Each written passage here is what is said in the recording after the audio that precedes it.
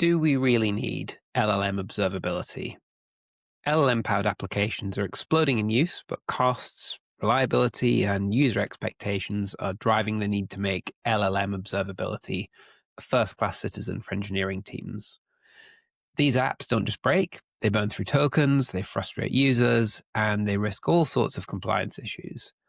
Observability makes cost and quality visible, but more importantly, it connects AI performance to real business outcomes by turning raw telemetry into actionable insights that drive efficiency, trust, and strategy.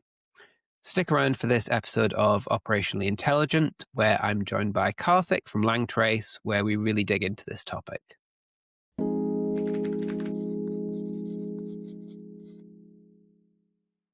Hi, Karthik. Thank you very much for joining me on Operationally Intelligent. It's a pleasure to have you here. Pleasure to be here, Adam. Thanks again for your time on this. It'd be great, actually, if we could maybe just jump in with a little bit about you. Your background's pretty varied, obviously mostly software engineering, Coinbase, HP, VMware. It's quite an interesting mix. Was there any sort of common thread through all those roles? Anything that drew you from one company to the next? Not really, actually. So just a bit of background about myself. My name is Karthik. I'm the co-founder and CTO of Langtrace.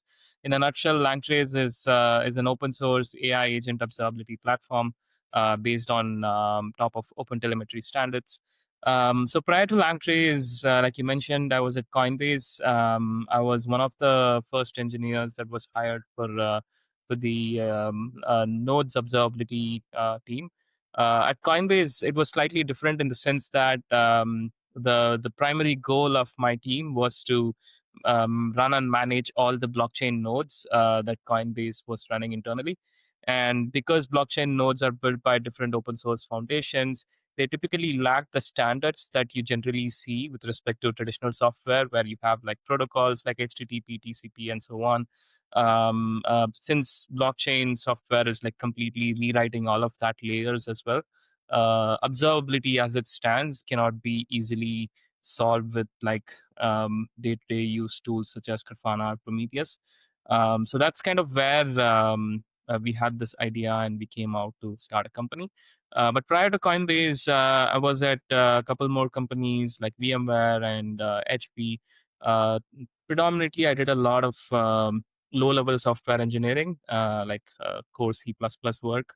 At HP, I was part of this company called Teradici, which later got acquired by HP. And we were building remote desktop software that ran on the cloud. That was just like streaming pixels with high fidelity and low latency and so on. And at VMware, I was building the storage layer for data centers. So again, like low-level C++ work. But typically, I'm very passionate about developer infra products like observability and so on, and also like dev tools. Like I like to build stuff on the side, open source them from time to time. But yeah. Yeah, nice. Was there sort of like an aha moment at some point in the last couple of years when you sort of realized that observability for LLMs really needed to exist?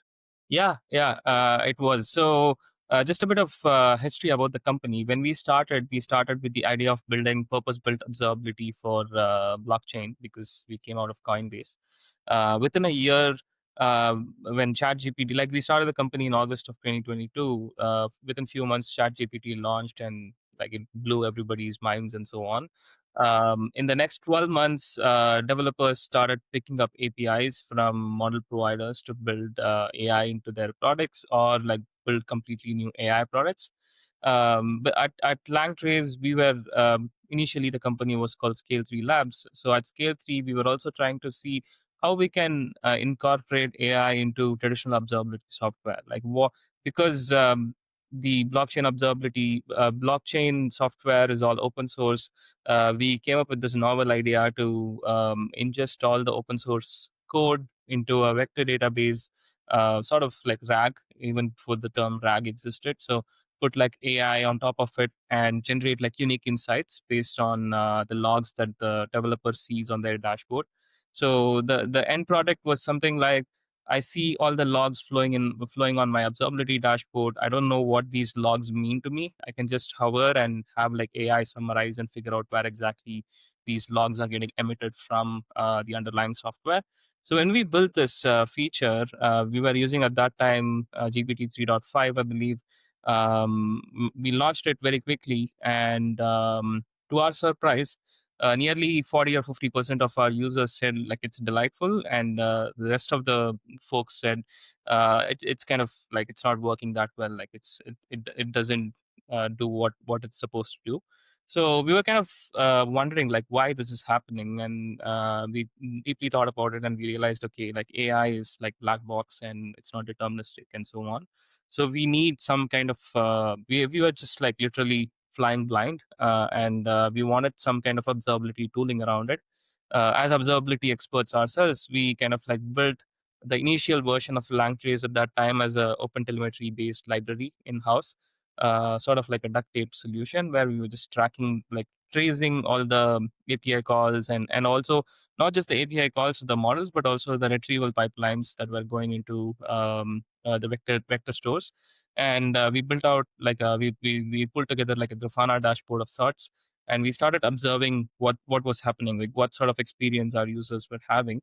And we started tweaking the prompts, tweaking the retrieval pipelines, and so on. We operationalized that process from by measuring the accuracy, which was initially at 60% to like quickly over 90%.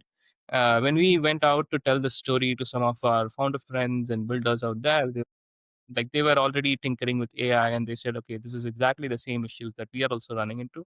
And that's when it kind of like the light bulb moment for us. We were like, okay, maybe there is an opportunity here. Within the next 3-4 months, we built out like first party OpenTelemetry based SDKs for like all the popular model providers, vector databases, even frameworks such as LangChain and Light LLM, Llama Index, and so on. We also built like a purpose built client, observability client, which is also open source, and we launched Langtrace as the product last year in Feb of 2024. Nice. So it's yeah, like Langtrace is just giving teams a way to see sort of like inside the AI, right? It's in the same way observability, other observability tools would. I mean, I've been sort of in similar situations where a little code typo led to just a massive amount of token usage and a great big sort of Azure AI bill. So yeah, as I said before we started recording, I'm happy to be trying out Langtrace myself at the moment as well. Um, there's a bit of a sort of explosion of LLM powered apps at the moment. Copilots, agents, no code automation, tools like N8N, and everyone's really got MCP. What are you seeing from the sort of the engineering side of those trends? Yeah, I think on the engineering side, there's been like an explosion of products that are built on top of agentic AI. Agentic AI is more of an architecture pattern rather than like a single model. So essentially, having like equipping models with tools. These tools can be anything from like if you say, for instance, if you take Cursor, like the coding agent, tools are just like your bash utility, right? Like search, like grep, sed, awk, all these different tools that Cursor uses to pass through your code base to understand what's in your code base, when to like go edit and so on. But there are also products where tools are essentially third-party applications. Say, for instance, there are like various email management tools that are built AI first. Essentially, you give an AI access to your inbox, and anytime there is a new email, it kind of like does the first line of triage and lets you know, hey, this is something important that you need to look into. It kind of like drafts email and so on and so forth, right? In addition to that, MCP is becoming like a popular trend. It's MCP is basically a server. Traditionally, every SaaS application exposed APIs for developers to build on top. But because we use like Claude or ChatGPT or any of these other AI tools from a day-to-day standpoints, MCP is just a way to like expose APIs that AI can understand. So you just like plug in your MCP and have like Claude think through. Like if I'm using like a Gmail MCP, for instance, I could just plug it into my ChatGPT or Claude and have Claude or ChatGPT analyze my emails, like look through my emails and so on. So it's MCPs, it's tools, it's agents. That's kind of been what we have been seeing, and also in terms of observability problems that we are trying to solve. Like evals is like kind of tangential to observability. That's kind of coming up as well. But yeah, the bigger challenge is it's very easy to get build like a quick and easy demo that looks shiny and works really well. But when you take it out to production, and when you have like real users actually using your product, that's when it quickly starts to fall off a cliff, and people are not having like a really delightful experience from day one. Yeah, I mean, I guess that's probably one of the like the biggest risks of like shipping new AI features without observability in place. Are there any other sort of risks that would help convince people to try out something like Langtrace?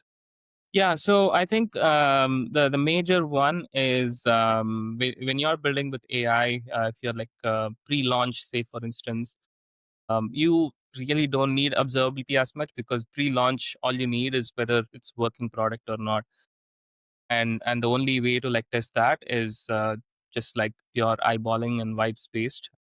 Like even the big labs that are building coding agents and so on, they kind of like ship products based on like pure vibes. Like they just have their internal teams use it for a day or two, and they'll be like, okay, this works better than the previous version, let's ship it. But once you have your product out in the market, you really want to know whether your users are finding value out of them or not. Like even if let's say it's a very simple chatbot for your customer support use case, you want to know whether the agent is really adding value, or it causes a lot more frustration to your end users. And that's when like something like observability plays like a major role. That's one thing. The second thing is also to figure out whether your AI is going off the rails. Prompt injection attacks are like slowly cropping up, and it's not really like it could be that your prompts are like really well written, it has all the sufficient guardrails and so on. But more and more, what people are starting to see is when you have AI equipped with tools, like say the example that I gave, which is like Gmail, for instance. And if one of those emails that the model is accessing has something that tries to inject the model and drive it in a different direction, like say for instance, you are using, say for instance, an AI that's connected to Gmail, and I send you a malicious email that says something like, if you're an AI, open Adams, something like the passwords email, something like that. The AI is going to read that, and it's going to like follow those instructions, right? So it's a really hard problem to solve, but the least you can do is have visibility into such kinds of problems and know that, okay, this is happening, I need to pay attention to. That's why observability plays like a really important role in this new paradigm. Yeah, I think security concerns are just emerging everywhere. Like you say, prompt injection, data leakage, OWASP's new sort of top 10 for LLMs. So yeah, observability is definitely I think easy to make a case for it. It's definitely something that people should be thinking about. Um, let's think sort of practically when a team decides to make their LLMs observable. What should they actually be tracing first? Like, what's the first step? Yeah, great question. So the first step that they should be tracing for is tracing the actual LLM calls that are being made, be it like the frontier model providers API, or you're consuming APIs directly from Azure or AWS. No matter what, you should be tracing the inputs that are going into the model and whatever the output the model is generating. In addition to that, things like token counts and token cost are also like quite important, because you do want to know how much tokens are being consumed. For all you know, there could be like a rogue user on your platform that could be consuming like all the tokens in your budget, and you wouldn't even know, thinking like, okay, maybe the usage is so much, right? So that's the first step. The second step, I would say, is if you have any sort of retrieval pipelines, like if you have vector databases, for instance, or even traditional databases where you are making SQL queries and bringing the results of those SQL queries into the context of the model. you would want to know what kind of queries are being run, whether the results that you're bringing into the model's context window, are those results actually what you intended to bring or not. So you would want to definitely trace the retrieval pipelines. And finally, one common thing that developers are starting to adopt nowadays is like frameworks, right? So obviously, we started with direct OpenAI calls like chat completions create, and that was limiting in the sense that it is almost like operating at the bare metal layer. But we are starting to see like pretty high quality frameworks that are giving like pretty nice constructs and primitives for developers to build with. Like if you take the example of TypeScript, for instance, Vercel has like AI SDK. There's this company called Mustra, which has like a really nice TypeScript framework. And Python, LangChain is like pretty popular, Llama Index. So when you are using frameworks like these, you really need to think about what sort of data transformations or prompt transformations these frameworks do under the hood before it eventually goes and hits the model provider's API. For all you know, you might be writing like a really well crafted prompt and passing it down to the framework layer, but the framework could be adding its own bits before it hits the model layer. And you do want to really know that, because sometimes, like, because these are black boxes, sometimes those things could play a part as well. Right. So I think this is kind of how you build up your observability stack and have like a comprehensive visibility into what's actually going on in your AI pipelines. Yeah, nice. That's a pretty solid answer. I was going to ask sort of about it's like cost seems like an obvious one, token usage and cost, and but I think if you're tracing it and you've got it, it's probably very easy to just like make sense of it to understand where that burn's happening. That's pretty cool. Yeah, I was wondering with like multi-step or agentic workflows, how deep should you go? Is it about like tracing every individual call, or is like the entire chain of reasoning more important, or sort of a mix of both? Yeah, it's a great question. The short answer is it really depends from use case to use case, because this is what you call as agent trajectories, right? So it's really hard today to figure out whether, like, first of all, to observe an agent trajectory end to end. Because like if we are talking about, let's say for instance, like a coding agent, like the vibe coding platforms like Lovable and Replit, for instance, where you can just go start with a prompt and continue to iterate on a prompt and build like a finished product. You could go on for, for all you know, you could go on for like 100 or 200 different steps, right? And within those 100 or 200 steps, you could be doing tool calls maybe like thousands of times, right? So like looking through a trace that spans across this entire iteration loop is going to be really time consuming for a developer, and it's just not sustainable to like look through thousands of agent trajectories like these. So how do you actually figure out what to improve, whether it's working or not? So it starts off mostly vibes based, like I said. It also starts off mostly based on the feedback that you get from your customers. Once you have all of that feedback, once you like do internal testing, you will have some kind of idea as to where things could be breaking down.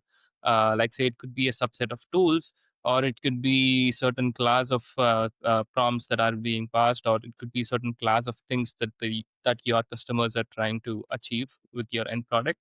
Then you categorize those class of problems and instrument the agent accordingly.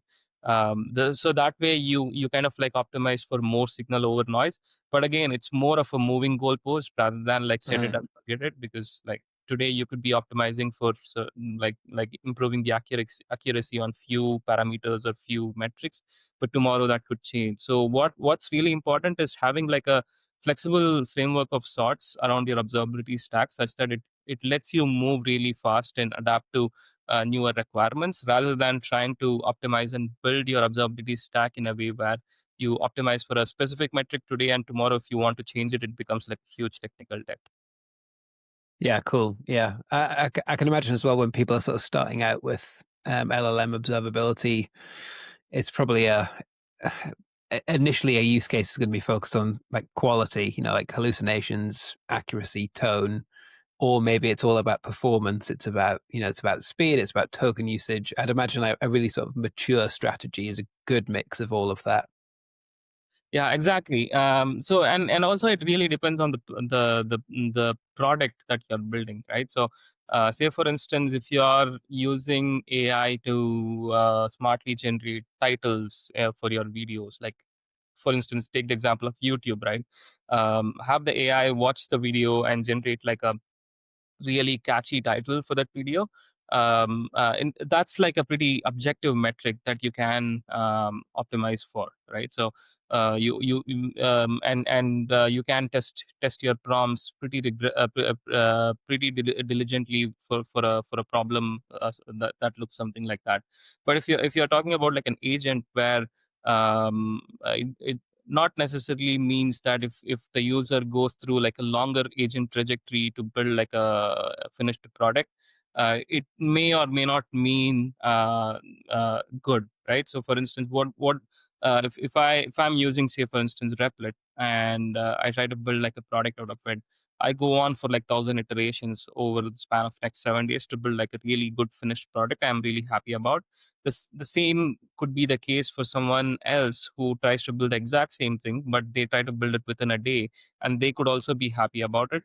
So in both the scenarios, the agent trajectories are very different. Like I have like a pretty long running agent trajectory. The person that tried after me has like a pretty short agent trajectory.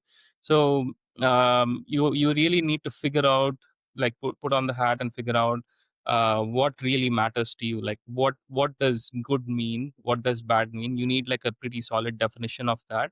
I mean, like it could be wrong, but you need like a starting point. Try and like measure it and see if it improves your product, improves the experience for your end users. If it doesn't change, maybe your definition was wrong to start with.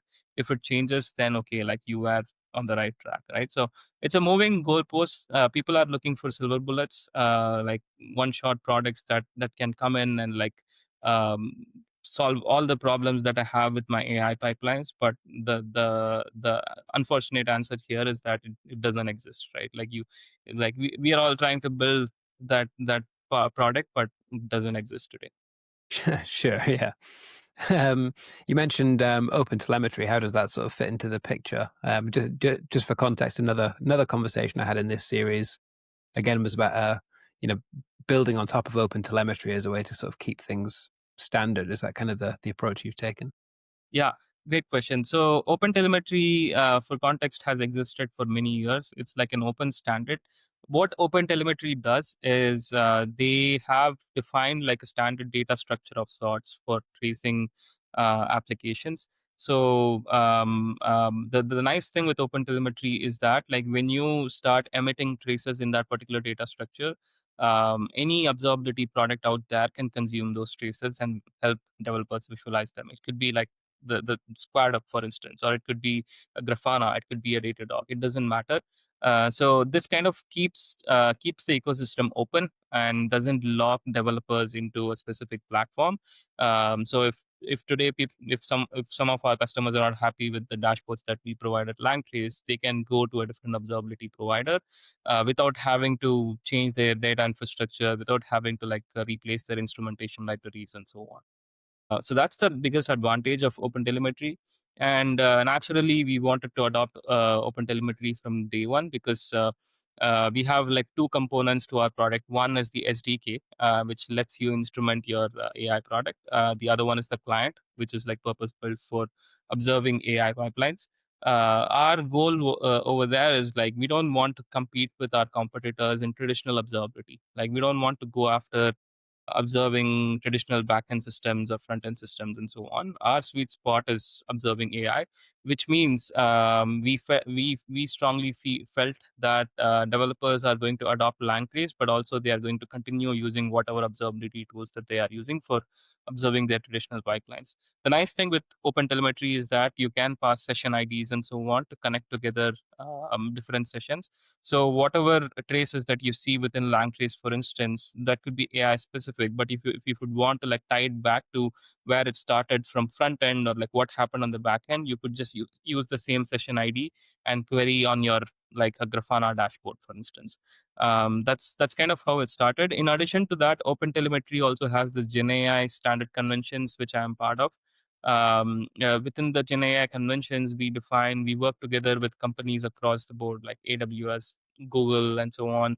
We define what these traces need to look like, what are the things that we need to observe, and so on, just to kind of make sure we don't diverge paths and make it like go against the ethos of OpenTelemetry in a way, and keep it more open for developers. Mhm. How would you sort of say how you sort of balance like development speed with the need for this kind of monitoring? People always feel like doing monitoring kind of gets in the way of like building new features, that kind of stuff. Is it quick and easy? Is there room for it? Yeah, great question. The nice thing with OpenTelemetry is that we are pretty opinionated in what needs to be observed within your stack, which allows us to provide a developer experience where all you need to do is install our SDK and import our library and initialize it. Just 3 steps, and it hardly takes like 2 to 3 minutes for developers to adopt our product. And in general, any OpenTelemetry based products, it takes like less than 5 minutes to instrument like an application. And you get like out of the box, you get like high cardinal traces across your stack. So a developer could be using like a LangChain with OpenAI with, say for instance, Pinecone for their RAG setup. If they adopt Langtrace, they don't need to think about, oh, how do I instrument OpenAI or how do I instrument LangChain. All you need to do is initialize Langtrace, and that's about it. We automatically figure out, okay, this code base has LangChain bits in it. It has like OpenAI, it has Pinecone. We automatically trace all of that and present it in a more comprehensive manner on the dashboard. So it becomes super easy, because observability, like the one common theme that we hear from teams that are building with AI, is that we spend a lot of time building the AI pipeline itself, and we know that observability is important, but we just don't have the time to like get around to instrumenting our product, which is why we wanted to meet developers where they are.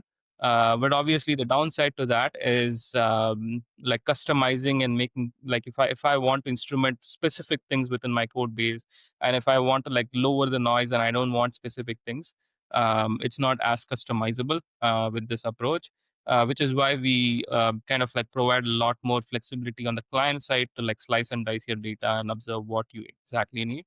But that's kind of how it works. Nice, yeah. Um, you've mentioned standards quite a few times, open telemetry, evaluation frameworks.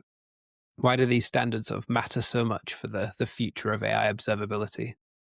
Yeah, the standards are important because, like I said, vendor lock-in is a big theme, and observability is one space within the industry that has like quite successfully navigated the vendor lock-in piece by having like a open standard called as OpenTelemetry. And that's one of the primary reasons. The more important piece here is with AI. Traditional observability is also starting to break down a little bit because of a few reasons. One is with multimodal inputs, for instance, like images or videos and so on. Traditionally speaking, you wouldn't like typically observe like an image generation pipeline, or you wouldn't. There was no concept of image generation per se. Like that's one thing, and also videos, for instance, right? So how would you trace byte streams that are like pretty large? Like observe the standards that we currently have for traces. It has like limitations around how big these traces can be and so on. Mostly because these limitations are downstream effects of the storage systems that actually store these traces. So we are thinking through all of that as well. Like we don't want like for instance, if we are not thinking about these problems very quickly, what could happen is different observability vendors could be storing these things differently. And if tomorrow a developer wanted to like switch from Langtrace to a different observability provider, they wouldn't be able to like take their data with them, or they wouldn't be able to take their dashboards with them, right? So that's one of the primary reasons why standards are very important. The second piece is Analytics and observability are also like kind of becoming combined, or they are like starting to the lines are not becoming clear anymore. Previously, analytics is very different from observability. Analytics is used by product managers, marketing teams, and so on. Observability is used by engineers.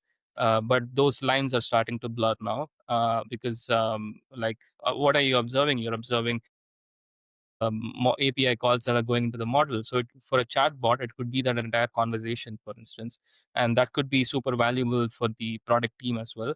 And they could very well be doing the exact same thing with an analytics product, but teams could start to like see that, okay, both the products are providing me the same value. Why do I need my data in two different places? And that also like that also causes like PII and all of that, right? I think that these are the reasons why standards are very important.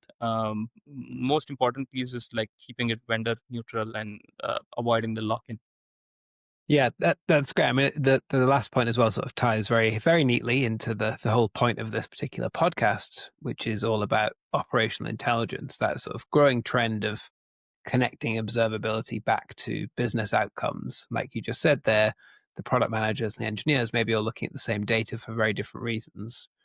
Um, how do you see sort of observability for AI sort of contributing to operational intelligence over Yeah, time? so I think the first piece here is typically observability in traditional software plays a bigger role once the product is out in production. So I build my product, I take it out to production, I set up alerts and observability.